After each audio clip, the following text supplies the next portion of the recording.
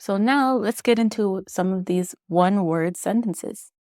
You could even have a full conversation with just these words, at least your intro conversation. So I'll show them on the screen. One side will be on the left and the other side will be on the right to show you that it's a conversation happening. Selam, kami, tahanye, kami, sabo.